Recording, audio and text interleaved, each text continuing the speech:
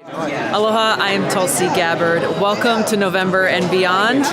Come and join us.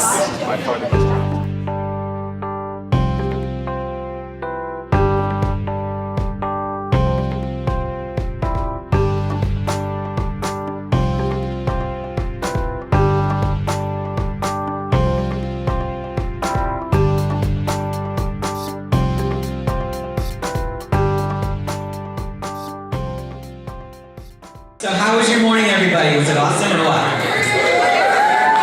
No, I need something bigger than that. Was your morning awesome or what? So thank you for joining us again. I'm super stoked this year to be the presenter for the Movement of Builder Awards for 2018, and we're going to jump right into it. So. The video I did earlier is really representative of what RAD's all about. It's a people power movement. Just like me, we have all found our voice as individuals, and we've come together and we've been making strides, we've been making change, we've had some pushback, but we continue on. And that video had people in it from Mary Garish to Phil Belamonte to Mark Hughes and Ryan Fowler, Jennifer Sager, and the man, well, I don't know where he is, but the guy's gunning for my rock star status, Sebastian Fuentes. And they, just like all of you, have been working tirelessly. So put your food down and your forks down, and I want everybody to give yourselves a huge round of applause for the work you've been doing over the last year. In all honesty, we cannot do it without you. So let's get right into it. So our first award is the Youth Award winners, and we have some wonderful women who organized a school walkout at Con Valley Regional High School in Peterborough back on March 14th. Part of the National School Walkout movement, the 1-month anniversary of the Parkland, Florida shooting where we left 17 dead. They walked out in their school for 17 minutes, read the names, and held a moment of silence for those who were killed. They are an amazing group of women. I'm going to flip that page over. Many of the students continued on for a 3-mile walk from the town hall where they hosted a rally as well as gathered afterwards to reach out to their representatives to voice the concerns about gun policy in New Hampshire and our nation. They also did so knowing that they would face unspecified, I always love that one, disciplinary action by their school administration. Let's give it up for the New Hampshire's Youth Award winners, Anna McGinnis, Daisy Young,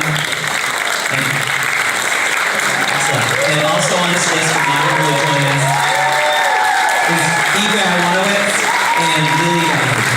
So James, take it up. Do a huge round of applause.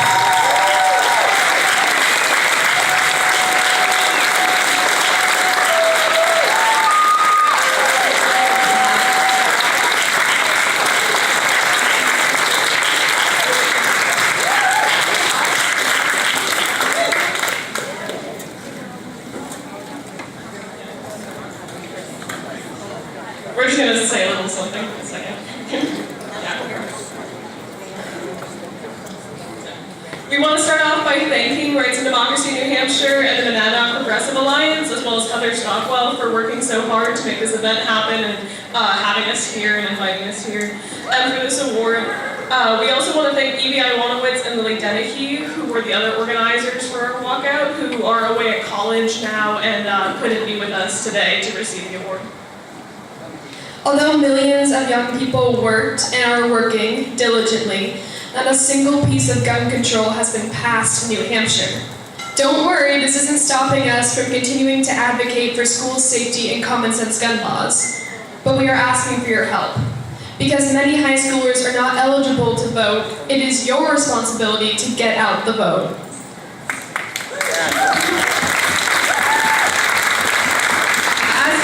It is beyond frustrating to feel as if you aren't part of the political process, especially when these issues are affecting us directly and impacting our safety in places that are supposed to be the places that are safest for us. Although young people rally and protest, ultimately the burden of passing this legislation falls on the adults. We can only go so far, and we need you to listen to us and to push the extra mile. So come to our rallies, give us your support, but most importantly, vote in November and call our representatives until this legislation is passed.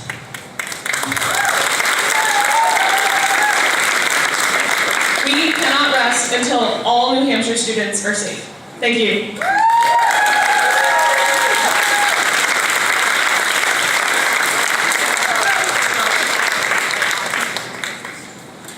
No matter where I go, since I've been emceeing, we do two-handed hugs. One hand is a cop-out. Unless you have like laundry or groceries in your other hand, you do a two-handed hug. Thank you guys. Give it one more time for them. So, I wish I had the push and the need to be as involved as these kids are. My God, to go back in time and start to do it again. So, the next Youth Award winner goes to some Keene students. These rock stars attended Keene High School, strong youth leaders not only in school, but in their wider community. Their organization has led to a school walkout to end school shootings, gun sense and ending school violence at events and youth climate rallies, net neutrality rally of all things. Remember that, keep that on your list, people. And student voter registration, which is so important. They're super passionate about many other important issues, including ending college debt, uniting immigrant families and a wider immigration policy, and we look forward to watching and supporting their efforts as they grow. Let's give a round of applause for Vermont's youth winners, Ani Sully, Adam Minahan, Connor T. Hill, and Hannah Landry.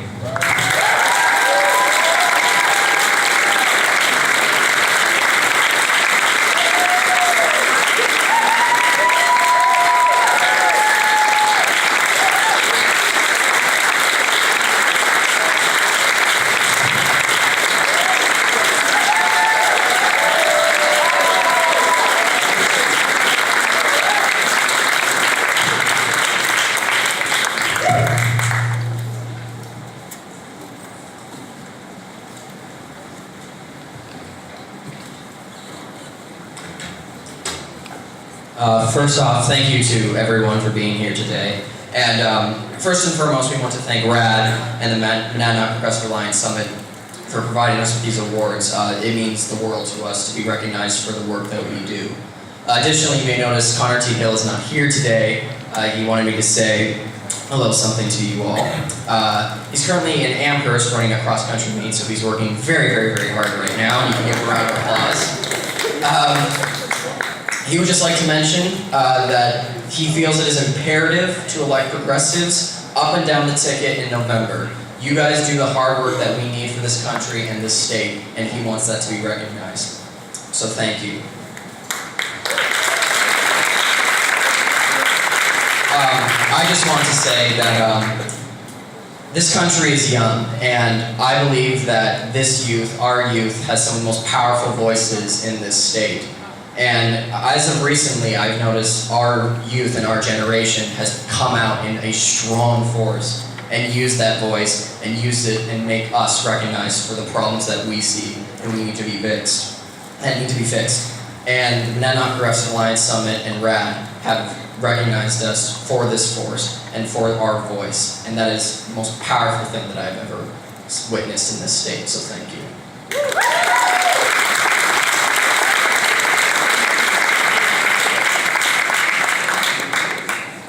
I just want to thank everyone who's stayed involved around the country. You're not winning awards, but when November comes, when people start going out to vote, that's when your award's coming.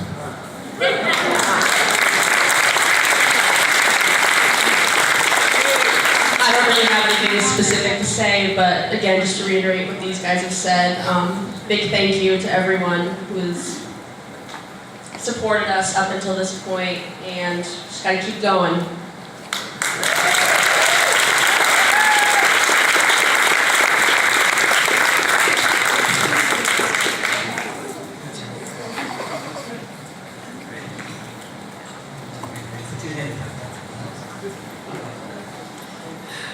It's okay. I apologize for saying Vermont Award winners. Mind you, I wrote this at 5:30 this morning, and Keene is so close to Vermont. Being from Concord, New Hampshire, I was like, oh yeah, that's Vermont. So please accept my apologies there. So our next winner is another amazing human being. I met him earlier in the year. I'm not sure how many people made it out to the Nina Turner events over in Vermont. But Youth Award winner Ethan Sonneborn. Ethan is an activist and I say former, but he's coming back again, there's no doubt. He's the youngest gubernatorial candidate in American history. And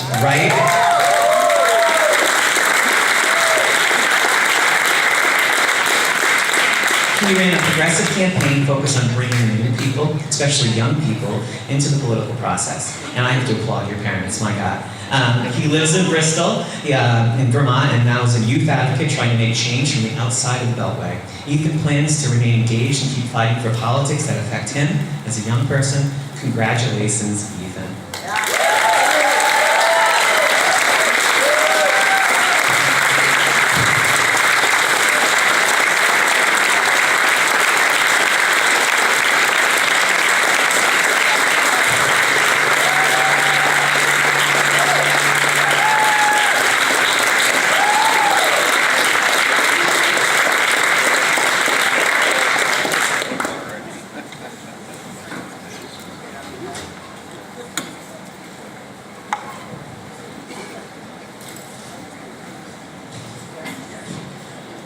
First of all, I want to thank Rights and Democracy and all the other groups and individuals that made this event possible.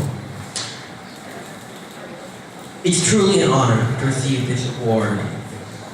Now more than ever, youth leadership matters.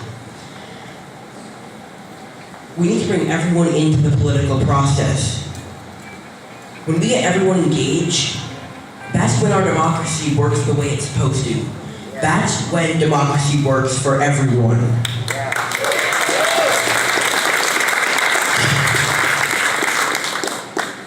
We need everyone, regardless of their demographic, regardless of their age, or their race, or their religion, or their gender, or their sexual orientation, or their socioeconomic status. We need to build a coalition that is going to come together and fight for the change we know we need to see.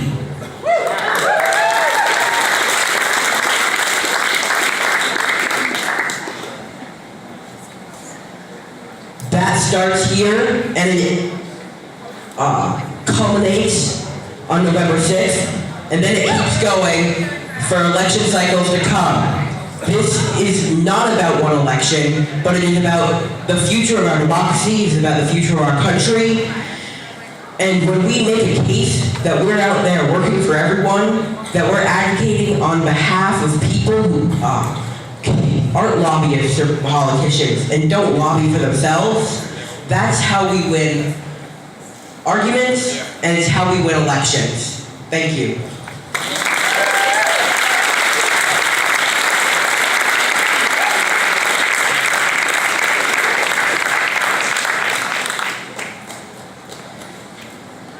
So when adults discount children as not knowing what they're doing, not being involved, and not really having a voice, Ethan is 14. So there is hope for the future. Oh, Ethan, you got your award. There's a gift card in there, I'll use it. Okay. So now we're going to shift over to our Organizing Leader Awards, and I'd like to introduce Pat Martin. Pat Martin is a powerhouse of an organizer in the Monadnock region, but known to all in the Grand State when it comes to energy and the climate, energy justice and climate justice. She organized the Rise of Climate, Jobs and Justice rally at the Social this year, while also testifying at the state level against gas pipelines. She's been writing op-eds and rallying her fellow MPAers and partnering with like-minded groups to fight against fracked gas and fossil fuels. That word is really fracking terrible.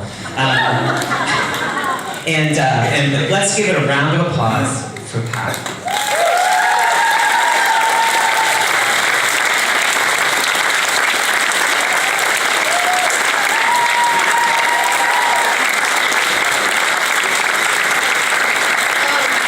Don't make me cry. Please. Thank you very much. It feels really good to be appreciated. It also feels good to spread that appreciation around.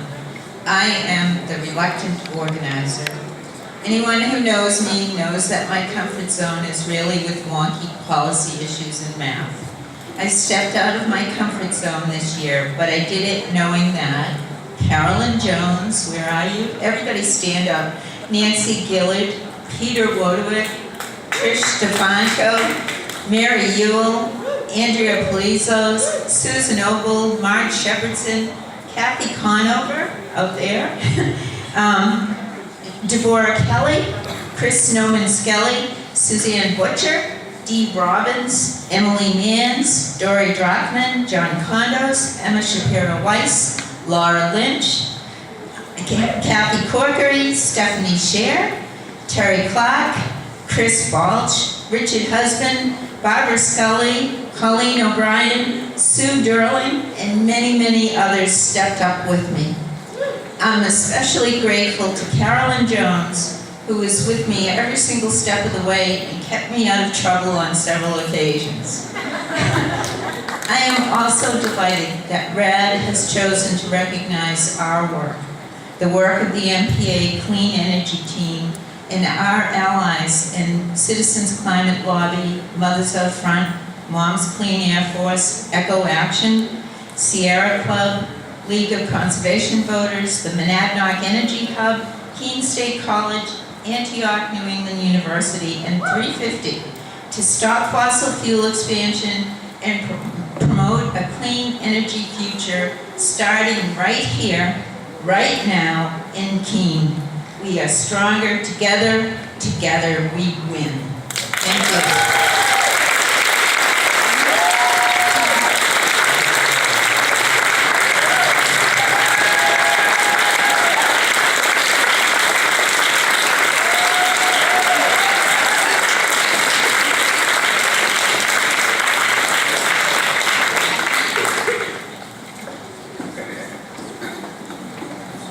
Well, we have a special guest today, and she is by far my superhero of superheroes, and she's going to introduce our next winner.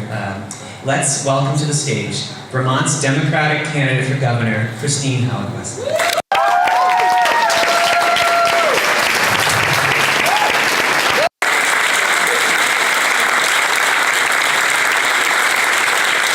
you so much. First of all, I want to say that I am honored to have the Rights and Democracy endorsement. The work you're doing is the future of our country and hopefully the future of the world. And one of the things I'm telling people over and over and over again, when it comes to a living wage, Medicare for all, and ending homelessness, those are not political issues. That's called being a civilized society.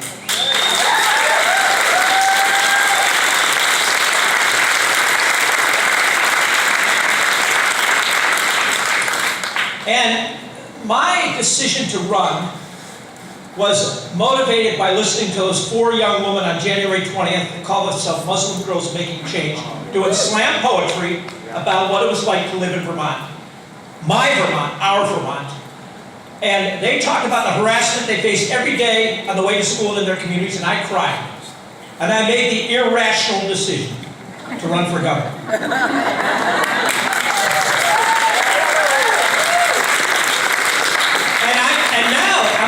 Thank the youth here, because I tell the youth, my generation screwed this up.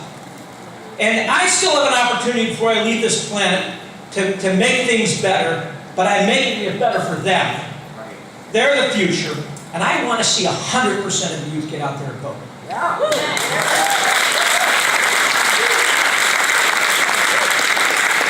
So now let me get to the most important reason why I'm here. I made the irrational decision to run for governor, and I went to this competition, right, to win the primary, and of course I met Ethan, and what you just heard, Ethan, what an incredible young person.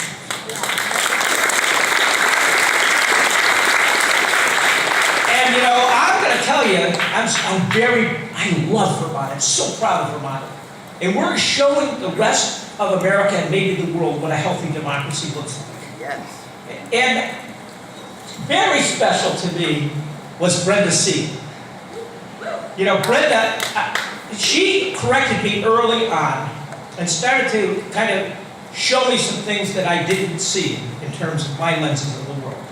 And the first thing she did early on was say, Christine, would you please quit using the word addiction and start talking about substance use disorder?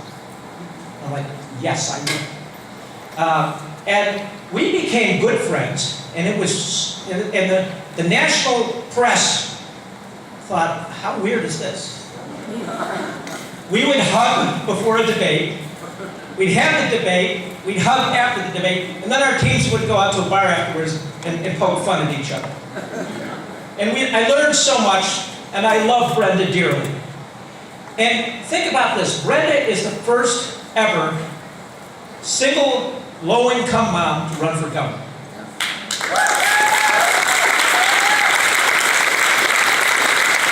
That's the voice that we need to hear. And she is going to help Vermont amplify that voice. And I proudly introduce Brenda Segal.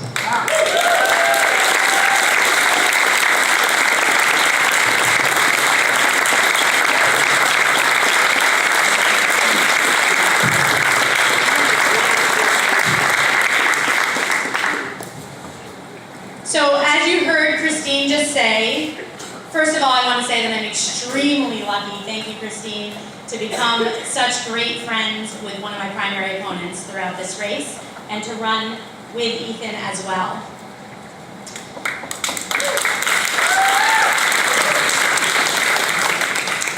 As you just heard her say, I just ran for governor in Vermont as a low-income single mom.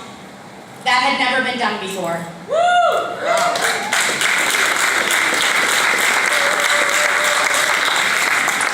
I was told by many that it wasn't possible, that I would not be able to get traction, and that I'm a single mom and really should be focusing on my kid. The most insulting thing that was said over and over again. There were also those who encouraged me, who listened to me, who answered my questions and supported me and lifted me up. I'm going to tell you a secret though. I was really scared. But the thing is, I was not as scared as I was that if no one like me ever did this, if no one like me ever stepped into leadership, that we would continue to have our voices drowned out. And that was not acceptable to me. So I spent a year doing training programs as well as speaking to legislators, unions, and organizations to make sure that I had a message and a plan for the state that Vermont could get behind. In 3 months, I entered in May with no access to money, and in the beginning, no name recognition. I was able to get 12,000 people to vote for me, around 20% of the vote, and to redefine leadership. And they were voting to redefine leadership, not for me specifically. I didn't do this alone. I did it with many of you. I did it because RAD empowered my leadership, and I did it with the trailblazers that came before me. I did it knowing that there are many of us who are drowning, and it will take all of us to get above water.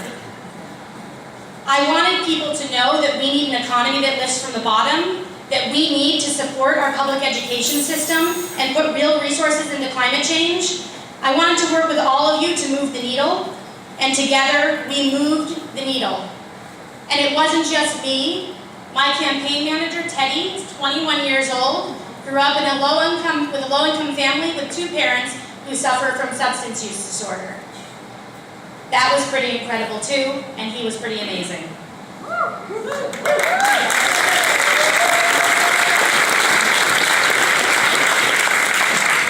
It was March 7th that I decided for sure that I would run for governor, and March 8th that my life got turned upside down when my nephew died of a heroin overdose.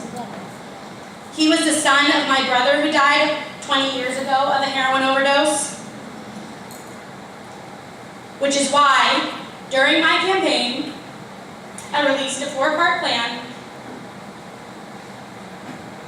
to heal the opioid epidemic.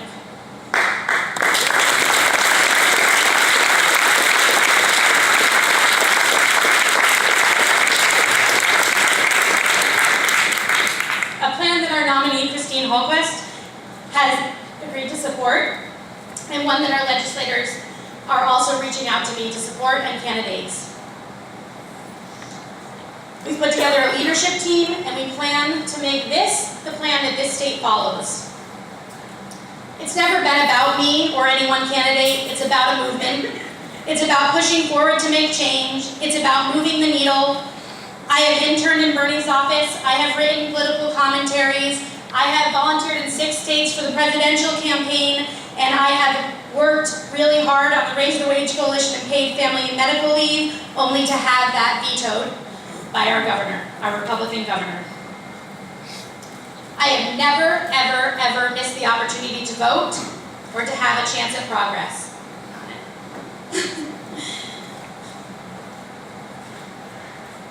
So our job is to vote on November 6th, and then we need to stay in the game, fight for the changes we want to see. Our world is not done. Our role is not done after we vote. We need to keep speaking out, testifying, writing letters and op-eds, and moving progress. That is how we make change.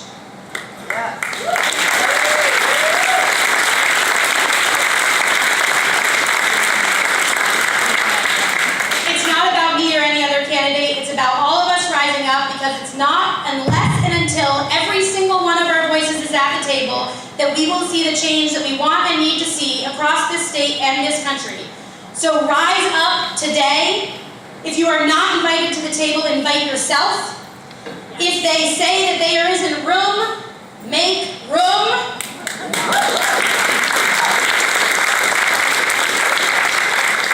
We have power to make change. Let's us work together to do that.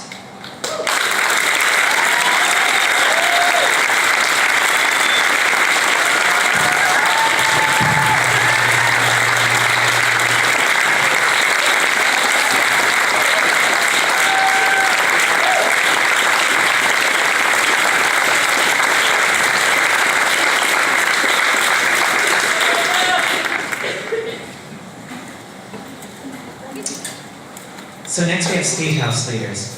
I met this young man, Mr. Andrew Valinsky, not too long ago in my travels. Andrew, yes, young man, that's what I said. Andrew was elected to the as executive counselor in District 2, 2016. He was endorsed by Rights and Democracy, and has become one of the strongest, most consistent progressive voices in Congress. And that's the truth. He hit the ground running and has been a strong critic of Governor Chris Sununu's leadership while working to promote public schools, addressing climate change, providing universal access to health care, and reducing income inequality. Everybody give a round of applause for Andrew Valinsky.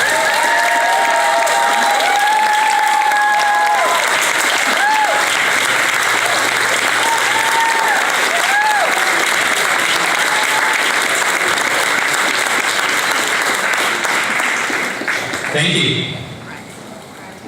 So I was here 2 nights ago teaching a forum about how school funding disserves poor people in New Hampshire. So I like coming to Keene Middle School. Something good happens every time I'm here. So first, thanks to Rights and Democracy for recognizing me. This is a big deal for me, and I really appreciate it.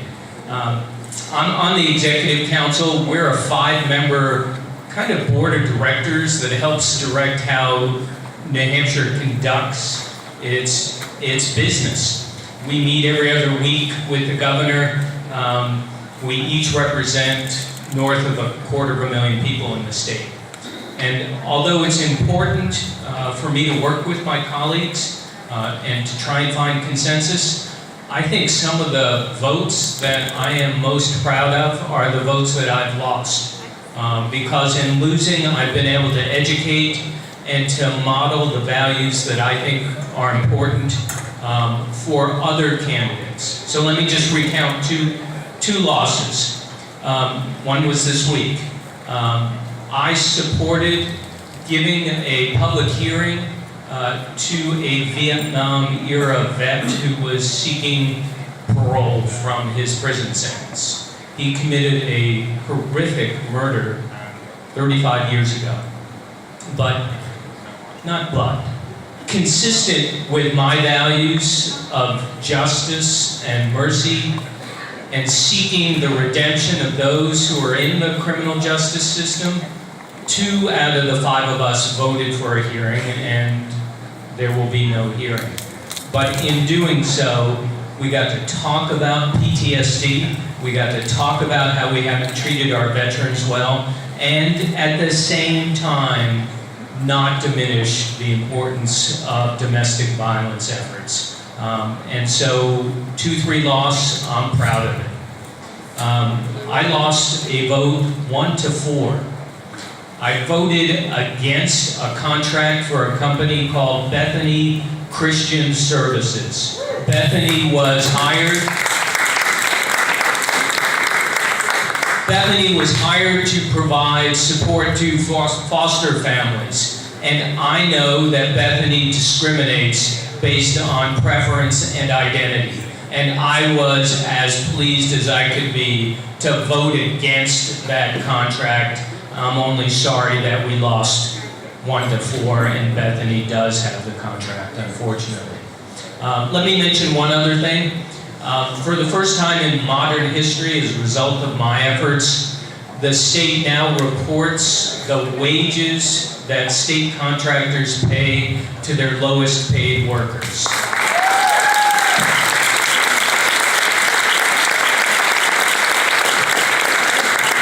I demanded that because your taxes and my taxes should not go to contractors that get rich while their workers live on starvation wages.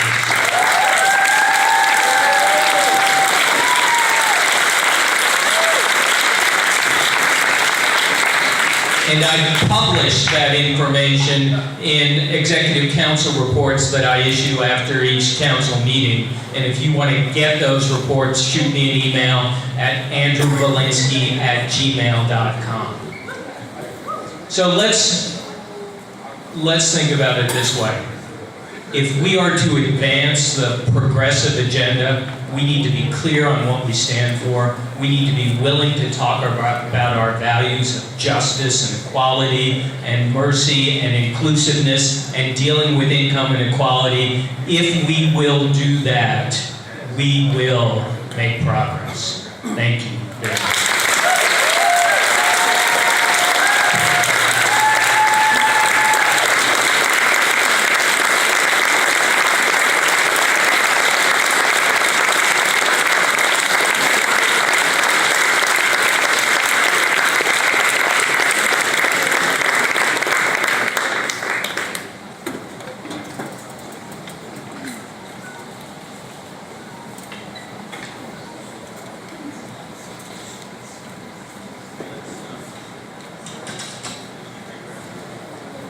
Let's give it one more round of applause.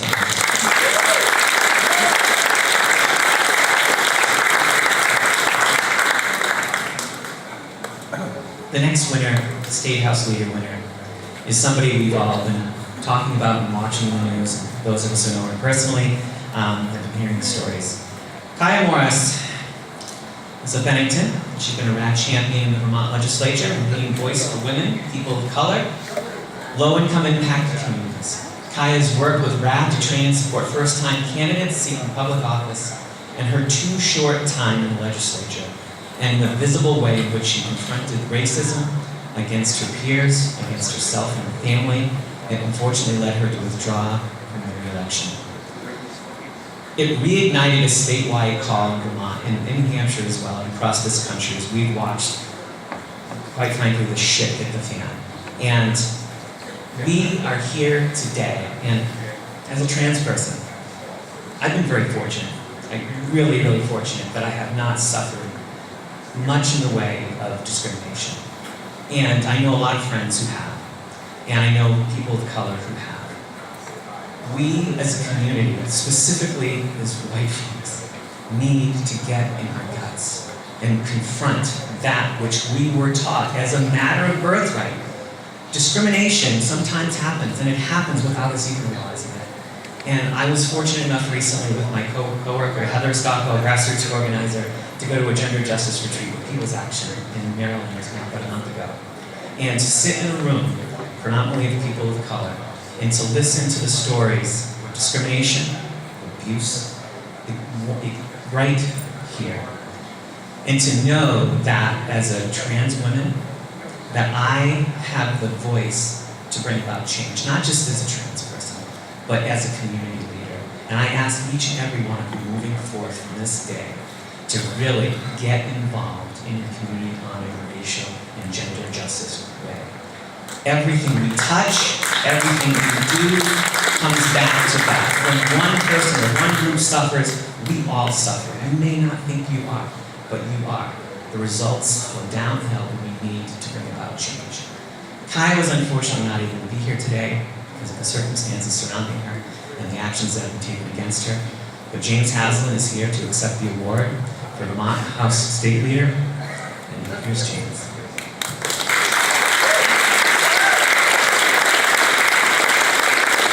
Hey everyone. Kaya actually very much wanted to be here with us, and as of today, we thought she was going to be able to make it.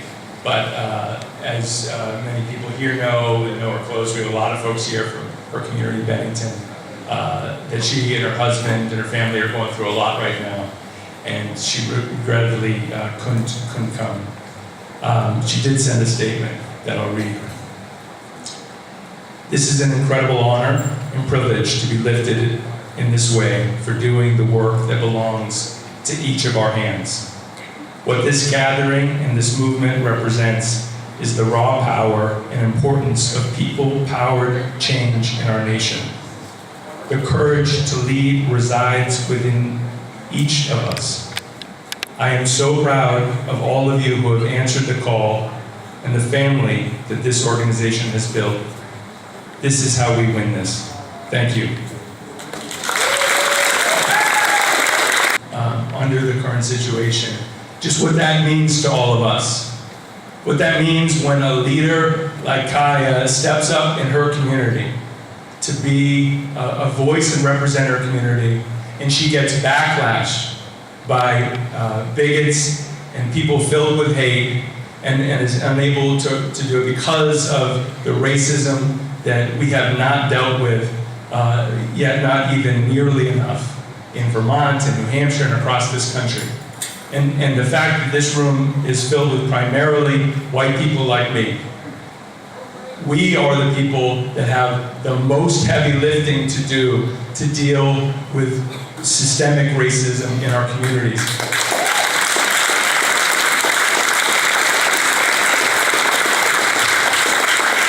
Kaya represents exactly the kind of leaders that we want to have representing our communities. In 2014, when she first ran and won, people looked at, this is not the typical kind of person who represents us in Montpelier. Primarily all white. She's the first black woman legislator in the state, but also primarily wealthy, primarily like lawyers and small business owners. And if we're going to get policies that benefit our communities, the people impacted by those policies the most vulnerable and marginalized, have to be there at the table, as Brenda and others have been speaking so powerfully about. So Kaya was actually a part of the inspiration for why we formed Rights and Democracy. So people like her didn't have to try to do it alone, and that we could have their back when they have heavy lifting. So it pains me that she had to step down and right now for her time. But we know that we will be there when she's ready to come back out, because her future as a leader in Vermont and across this country is not done yet.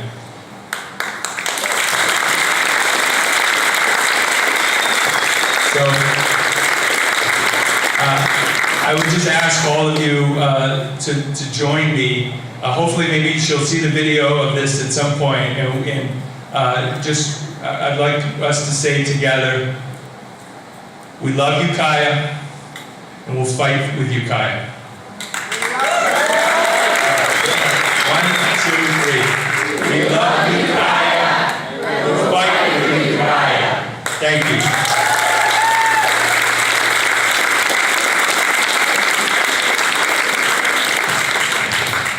And please, I'm fortunate enough to be working for this organization and get to meet many amazing people across both states. But I'm blown away by the leaders that we saw today, the work that's happening. and all of you. So please give another round of applause for all the Movement Building Award winners and all of you movement builders out there. We were excited that this year's award process of who was nominated was driven, a member-driven process. People took nominations for that, and that was able to come up to recognize this great work that communities that really deserves recognition. Also, please give it up for all the volunteers and each of you, members of the organizations here, Rights and Democracy, the Monadnock Progressive Alliance, and the New Hampshire Youth Movement, and all of the partners that make this critical work possible. Please give it up.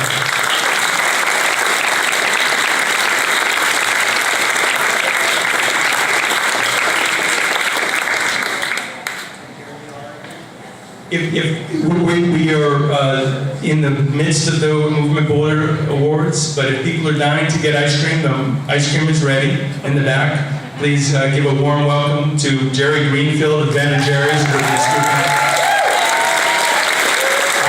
are going to have ice cream together afterwards, but I guess I was just going to have to give that announcement. So we all know that the stakes are high for us, our families, our communities, and our country, as well as for future generations. We need each other more than ever so that we can overcome these huge challenges facing not only our country and the people right now, but because of global warming, future generations. As our good friend, Senator Nina Turner of Our Revolution says so powerfully, all that we love is on the line. That's it, all that we love. And we have had and will have challenges more than ever for our fights for human rights and for building a real democracy. But as we look at this moment in history, in many ways, it's hard to imagine the stakes ever being higher than what we face right now. With the forces in power using dog whistle politics and exploiting and building this systemic racism to pit each one of us against each other, pit communities against each other as they roll back our rights, hollow out our democracy, and wipe from the books the last few weak laws that protect our planet. In the face of the ecological collapse, we're fighting a radical group of billionaires like the Koch brothers, who are working to expand the obscene levels of inequality and continue this destruction of life on the planet to feed their greed. They have been carrying out a very patient, long-term strategy to put our democracy in chains, but we're not going to let them get away with it, are we? So that's why we started Rights and Democracy, from the ground up, with our members as leaders, our members as donors, our members as elected officials, our members putting our lives on the line for justice. Together, we are putting our love on the line for what we believe in. And we believe that will trump the Koch brothers of the world.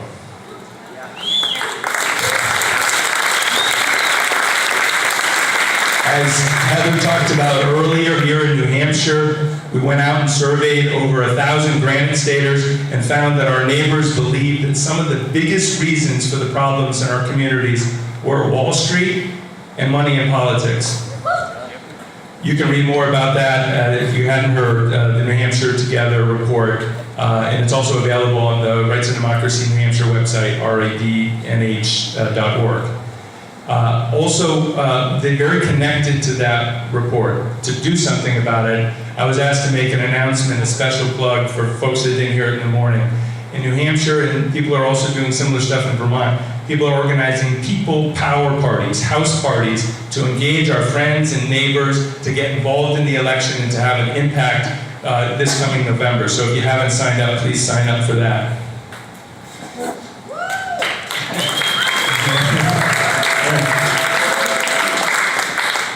Like those of us in the room, the folks in our communities know what's up. They know what's really going on in this country. That's why Vicki Lamprin, T.W. Collins, Mary Garish, Maury Cordes, and so many rad leaders have put their bodies on the line. right now to stop Kavanaugh and getting arrested sometimes more than once in the same day. Please give a huge applause for the people that have been able to put their bodies on the line.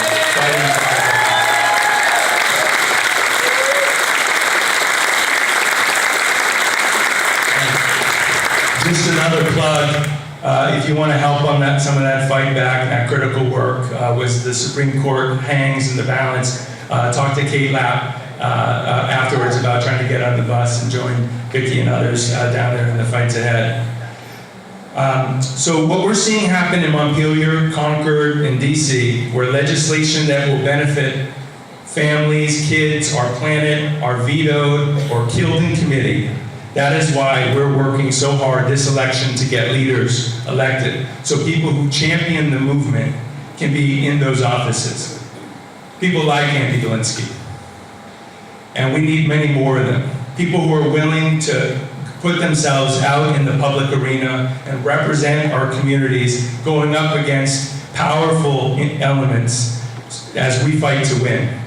As we fight to win, ultimately, a new social contract that really does recognize the needs and values of our communities for all of us to thrive.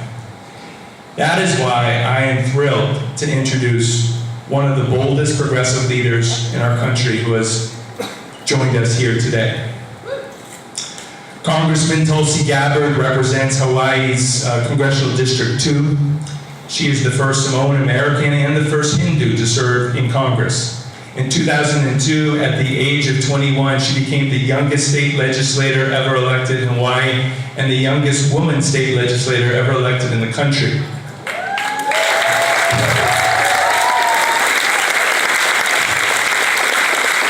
Congresswoman Gabbard is a combat veteran, and she has demonstrated throughout her career that she is willing to do what is right for our country, even if it means taking on major risks by standing up for what she believes in.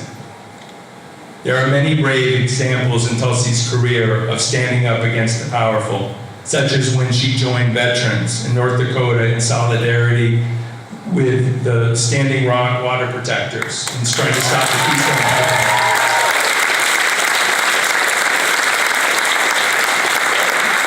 But before I call her up here, I wanted to highlight one other moment in particular, going back to February 28, 2016. The newspapers that day reported the South Carolina primary where Senator Bernie Sanders had lost by over 40 points in a landslide loss.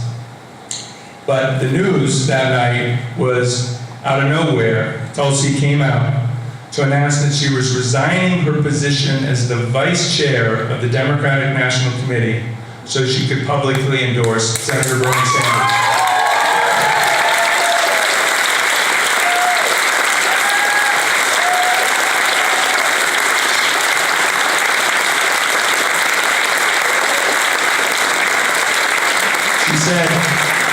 She said that her convictions led her to that because she believed that it was what the country needed. And it really was an example, I think, for all of us, that leadership is not always doing what is easy, but it is pushing for what is best for our communities. And we might have fallen short in 2016, but thanks to the organizing that we are doing and our peers are doing, combined with leaders like Tulsi, we're going to build a country where every single one of us can thrive. So please, give a warm welcome to Congressman Tulsi Gabbard. Thank you very much, James.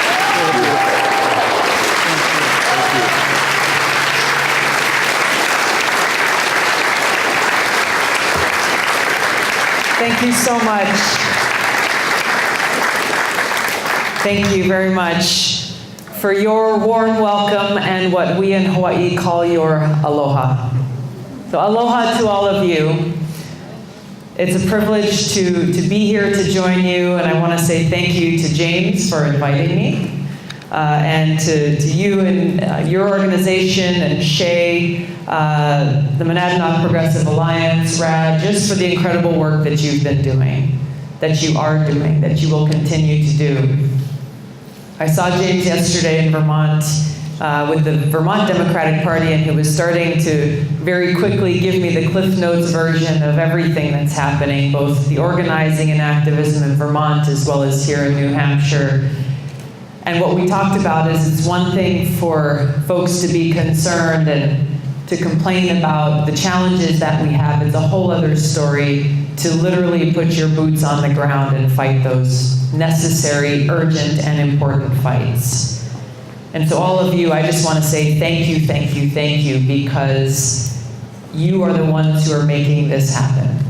You are the ones who are taking this bull by the horns and saying, we're not going to let someone else decide our future. Give yourselves a round of applause.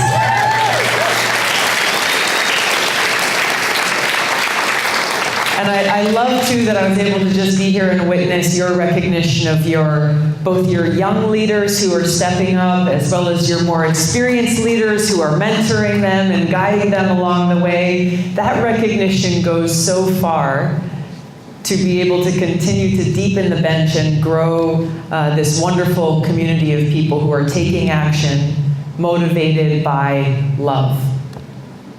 Love for each other, love for our community, love for our planet, and a true care for one another. And that is what aloha really is. Both when I'm in Hawaii and when I'm traveling in other places, I always like to begin the conversation with aloha and share a little bit about its deeper meaning, because most people are familiar with Hawaii, and you come and you visit, and there's a big aloha there on the sign that welcomes you to our beautiful state. It's used as hello and goodbye, but there's actually a much deeper, very powerful meaning behind this word. When I greet you with aloha, what it means is I'm coming to you with respect and with love and with an open heart. That regardless of our differences, whether they be our differences in where we come from, or our stories, or ethnicity, race, religion, sexual orientation, any of these things, it is a recognition of our interconnectedness.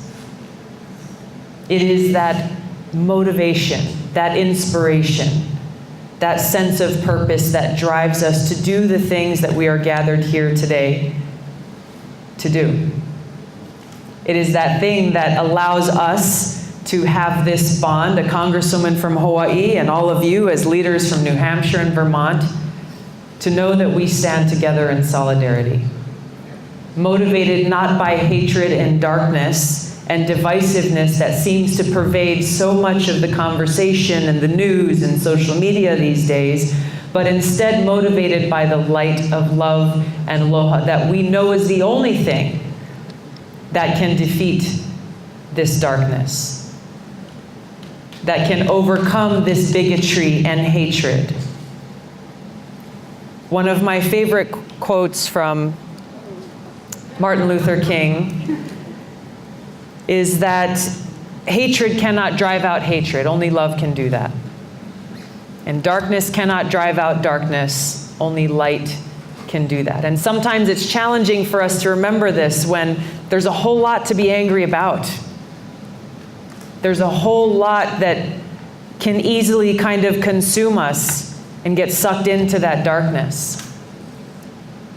But this challenge is the one that's before us, to choose that love and to choose that light, to respond to that darkness and to respond to that hatred as such.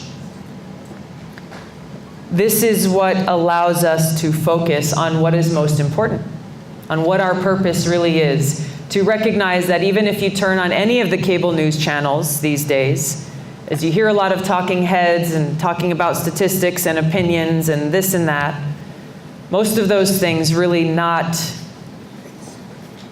affecting or even having any impact on the challenges that our friends and neighbors are dealing with every day in our communities. It allows us to realize that really what we're gathered here is not so much about politics, it's about people. It's about our planet. And the partisan rhetoric in Washington and the bubble that exists there can be set aside, and we can rise above that if we stay focused and recognize that it is about people. simply and purely and beautifully. It's about that care for one another. How these policies are impacting people's lives. How the leaders who are in positions of power are making decisions that will either positively or negatively impact those today and those for our future. Rather than getting sucked into this tribe versus that tribe, it's the left versus the right, it's this faction of the party versus that faction of the party, actually focusing in and honing in on the things that you've talked about, the things that are in the report that James was talking about what are the challenges that are affecting people's lives every day. And there are many. Many of the challenges that I've heard you all talking about here are not so different from the ones that are facing my communities in Hawaii.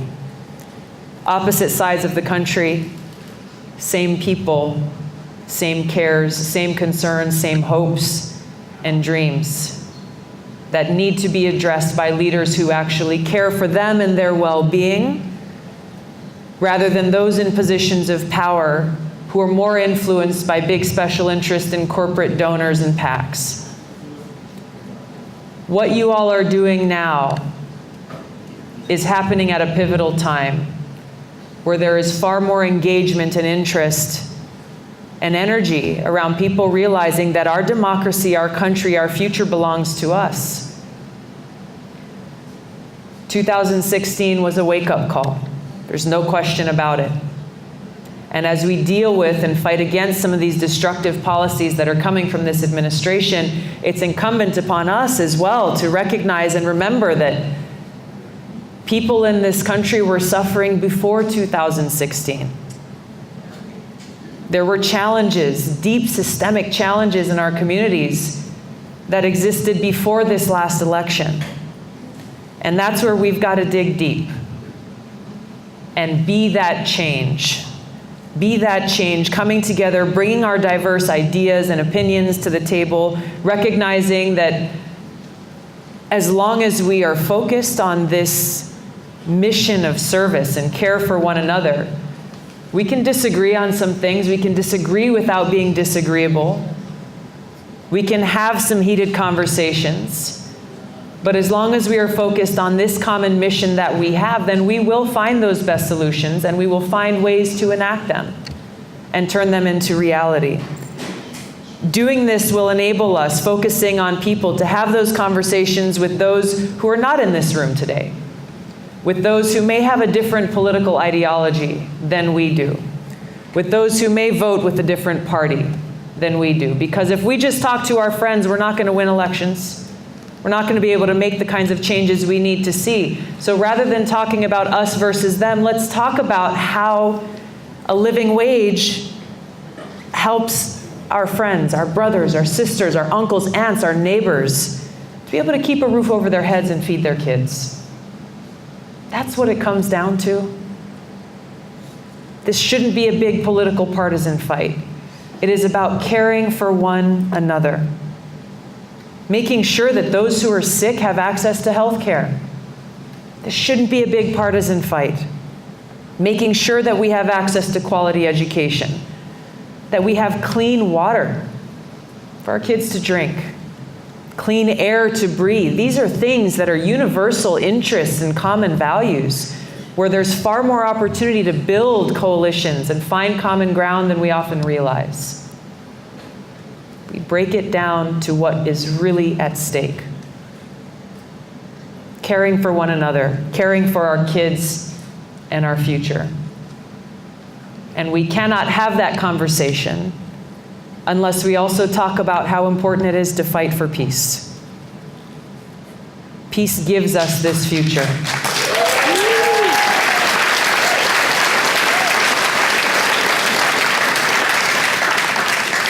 This was one of the frustrations in 2016 as that campaign was going on, was how little people were bringing up this issue of war and peace. That too often, whether they were debate moderators or others, were saying, well, there's so many issues. That's one of many important issues that we face in this country. Failing to recognize and connect the dots to the fact that the trillions of dollars we've spent in this country on regime change wars since 2000 one, alone, are resources that should have been invested and need to be invested in our communities right here at home.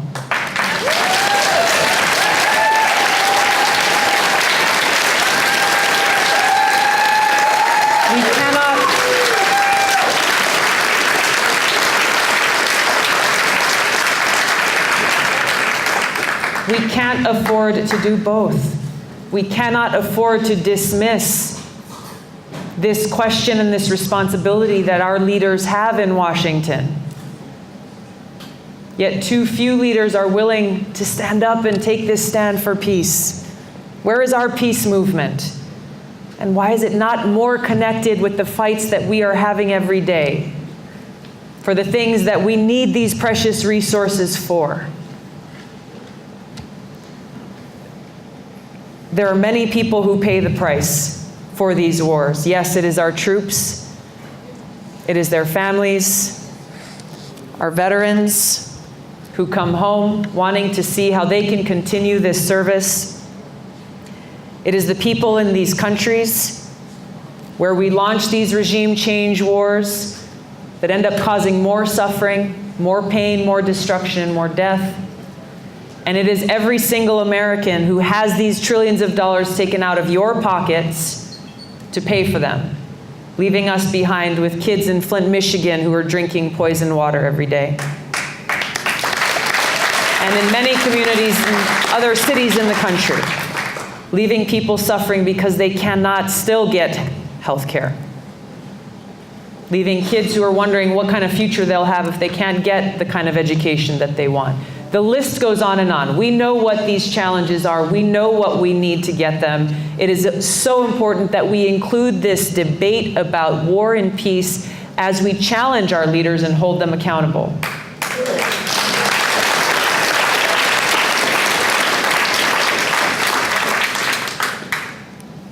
And this is an important reminder for all of you, and I think you know this already, but our political leaders are nothing without you.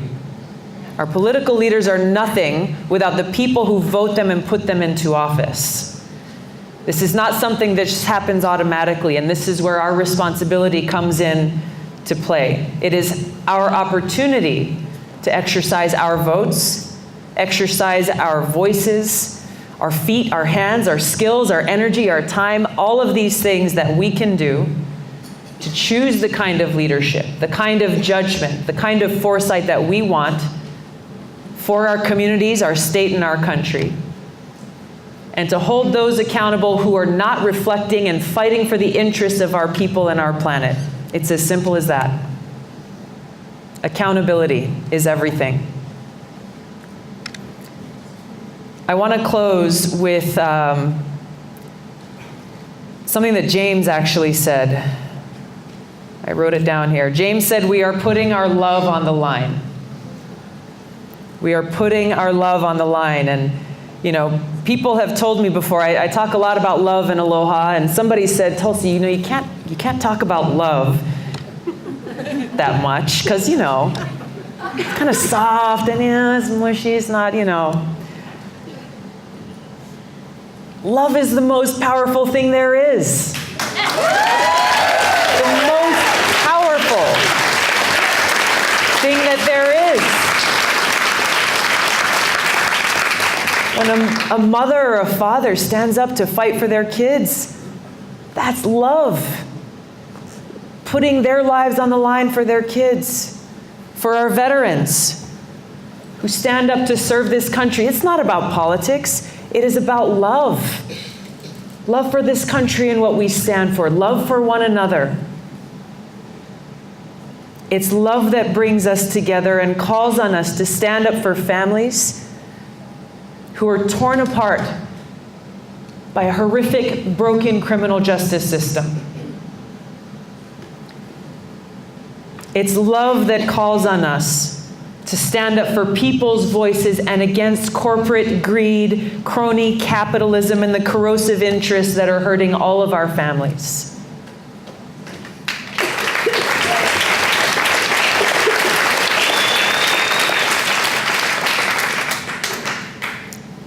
It's love that calls on us to protect our home, protect our environment, protect this beautiful place where we get to live and play.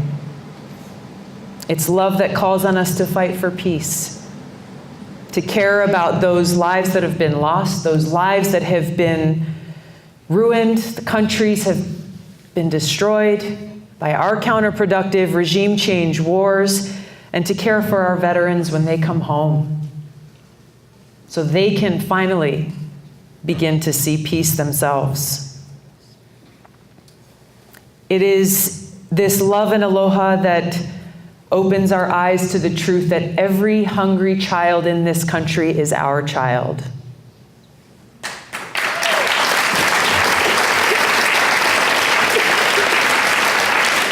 That every single person seeking the dignity of a job that pays a living wage is our neighbor.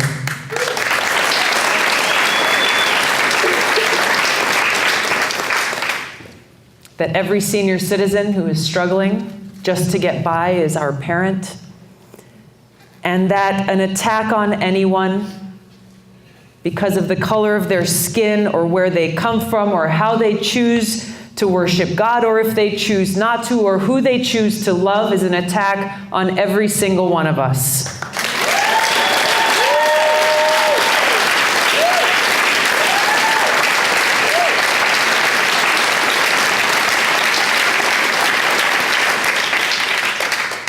It's when we care for each other.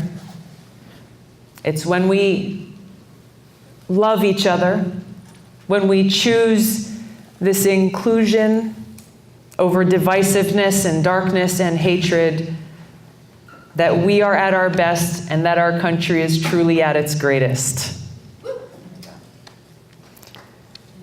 Mahatma Gandhi said, "A small body of determined spirits fired by an unquenchable faith in their mission can alter the course of history."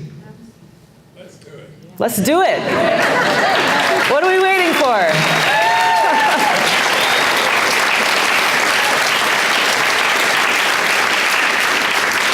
This is how we make change. This is how we make it happen. It is in our hands, and there are other rooms like this and other groups of people like all of you who are gathering, who are motivated by this unquenchable faith in their mission. Together we can, motivated by love, defeat this darkness and truly provide this strong, beautiful, bright future for all of us. Thank you for all that you do. Thank you for inviting me here to join you today. Aloha. Thank you.